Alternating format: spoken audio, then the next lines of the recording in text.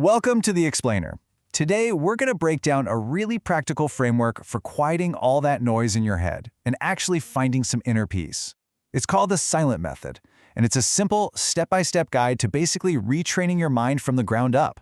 So let's start with a core idea from this framework that I think pretty much everyone can relate to.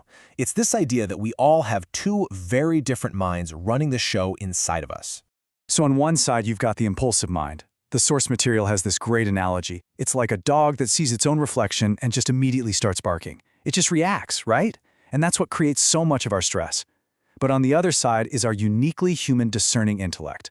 This is the part of us that can look at that same reflection, recognize, oh, that's just me, and choose not to react. This whole framework is really about learning how to strengthen that discerning, calmer part of ourselves. So, how do we actually do that? How do we train this intellect? Well, this explainer is going to walk you through a really clear path. First, we'll look at the mind in the mirror, to really get what causes all the mental chaos in the first place. Then, we'll get practical with 3 steps to stillness. After that, we'll unpack the entire path to inner peace using the SILENT acronym. Then, we'll see how to make it a daily habit, and finally explore how this whole thing can completely reframe your world. Okay, so let's dive into this first part. Before we can fix anything, we've got to get a handle on what the problem really is. So this is it. This is the source of so much of our stress. The impulsive mind is that part of us that ties our happiness to things we can't actually control. What our boss says, what happens in traffic, what someone posts online. It's the engine behind that constant mental chatter that just leaves us feeling totally drained and reactive. All right, now for the good stuff. Let's move into the first practical part of the framework. This is how we start to build a real foundation for peace. This is the S in SILENT, still the restless mind. The first step, honestly, could not be simpler. And you can do it right now as you're listening. Just notice where you are. Notice how your body feels. Are you sitting, standing? What does the chair or the floor feel like beneath you? Just that simple act of anchoring yourself in your physical body immediately starts to quiet down that noisy, impulsive mind. Next, you take that awareness and you turn it completely inward, almost like a gentle spotlight. You just scan your body from the top of your head all the way down to your toes, and you just notice any sensations. No judgment. The whole focus shifts from the world out there to the world in here.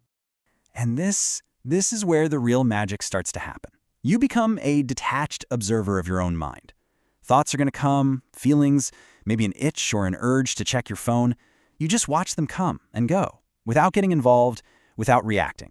And this quote just illustrates the goal perfectly. The source uses this beautiful metaphor. Your true awareness, your core self, is like the vast, unchanging sky. And all your thoughts, your feelings, your worries, they're just birds flying through it. The sky isn't bothered by the birds, and in the same way, you don't have to be swept away by your passing thoughts. So once you have that foundation of stillness, even just a little bit of it, we can walk through the entire silent roadmap for making that inner peace a more permanent state. So here's the whole mental model. We've already covered S for still the restless mind. Next up is I for invoke the inner space. And this is about discovering that quiet that's actually already there, underneath all the noise.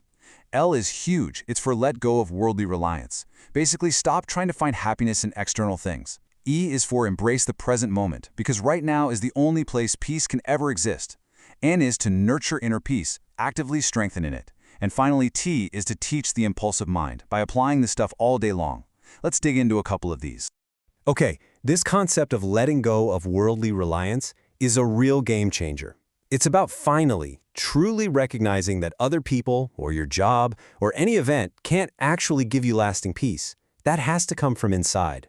The source compares it to a tree just naturally shedding its old leaves in the fall. You just let go of those attachments that no longer serve you.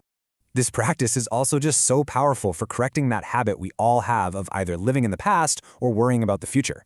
It constantly reminds us that peace only exists right here, right now. I mean, as the source points out, you can't have a present moment yesterday. It's impossible. The only reality is this one, right now. So once you've found that little bit of inner peace, how do you actively nurture it and help it grow? Well, the framework introduces a really specific and powerful tool for this, and that's the Sanskrit mantra, Om Shanti. Now this is really important. This isn't some kind of hopeful wish. It's a statement of fact.